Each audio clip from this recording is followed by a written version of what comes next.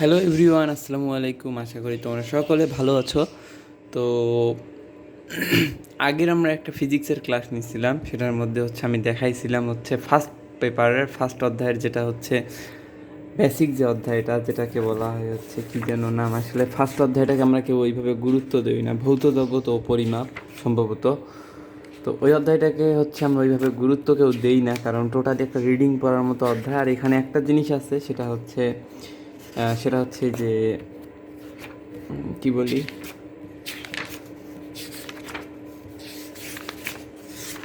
এখানে কিছু একক আছে যেগুলো আসলে মুখস্থ করার বিষয়, যেগুলার আসলে ধৈর্য আমার পড়ানোর মতো হবে না। আর কিছু বিজ্ঞানীর নাম।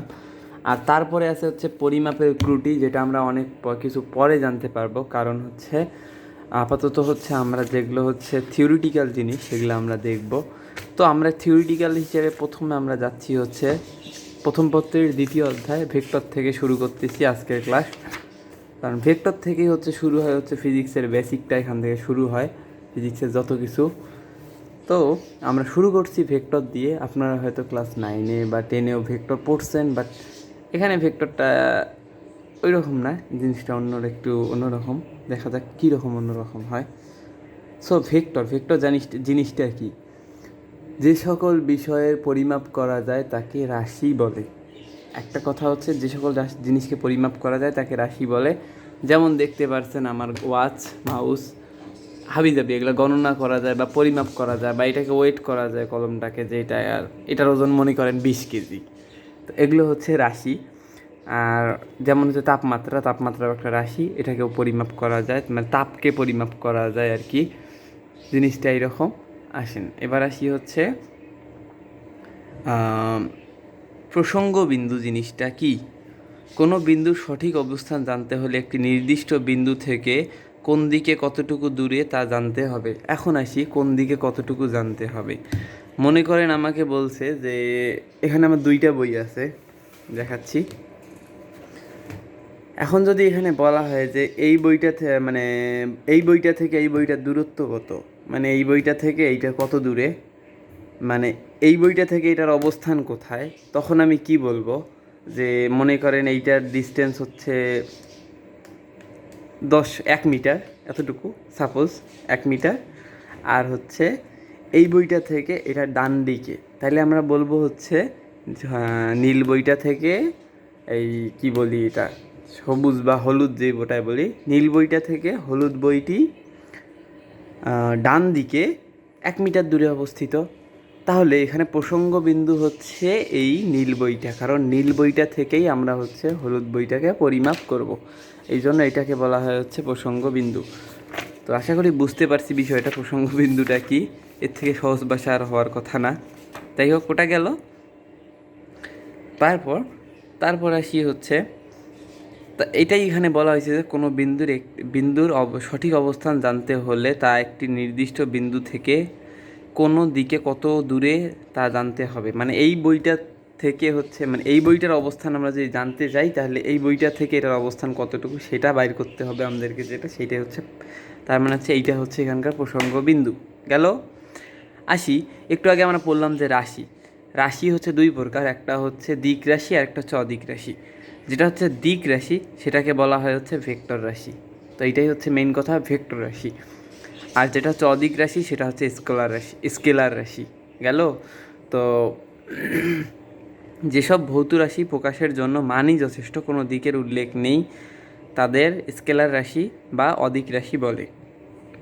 ওকে। আর যেসব ভৌত রাশি প্রকাশের জন্য মানের সাথে দিকের উল্লেখ করা প্রয়োজন, তাদেরকে ভেক্টর রাশি বা দিক রাশি বলে। আচ্ছা, জিনিসটা এখানে একটু ওভাবে না বুঝি, আমরা অন্যভাবে বুঝি। যেমন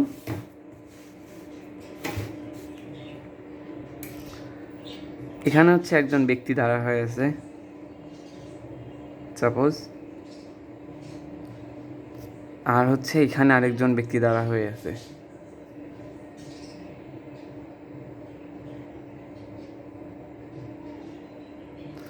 মনে করেন এইটা হলো হাজি মানুষ, অনেক জুব্বা পাঞ্জাবি অনেক কিছু পরছে।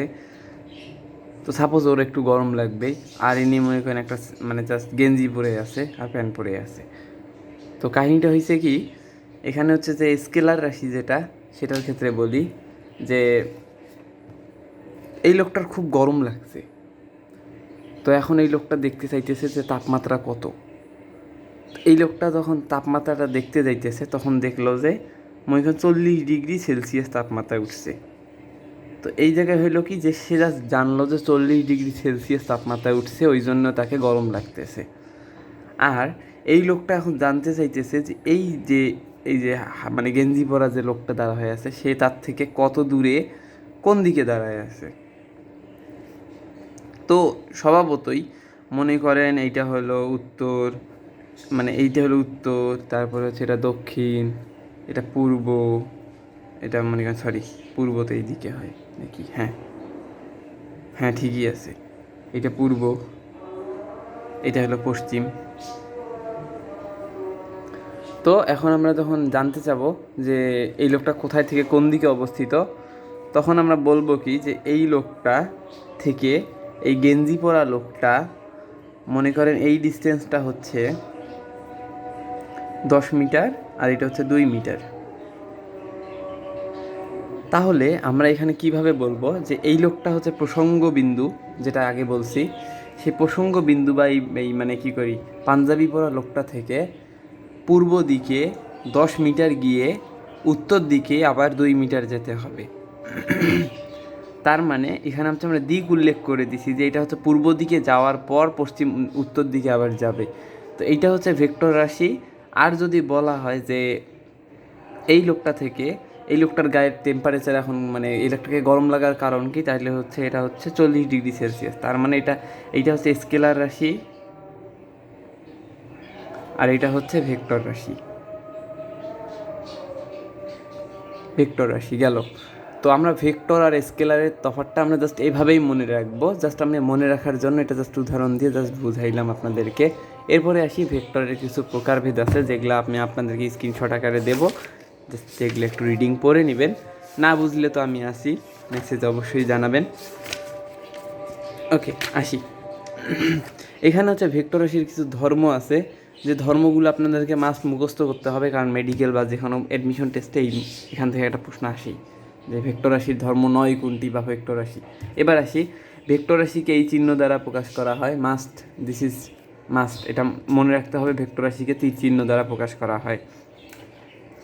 তারপরে হচ্ছে এই একটা ছক আছে, এটা হচ্ছে আমি প্রামাণিক স্যারের বই থেকে দেখাচ্ছি। তপন স্যার যে কোনো বই থেকে আপনারা দেখতে পারেন, সব বইই আছে সব জিনিস, এমন যে না যে নাই কোনোটায়। আপনার হচ্ছে এই বক্স, আমি হচ্ছে কাজ থাকবে হচ্ছে আপনারা এই বক্সটা মুখস্থ করবেন, আর হচ্ছে ভেক্টর রাশির ধর্মটা মুখস্থ করবেন, আর হচ্ছে ভেক্টর রাশির প্রকাশ। এই জিনিসগুলো আমরা নেক্সট ভিডিওতে জানবো। তো till then tata, goodbye, আল্লাহ হাফেজ।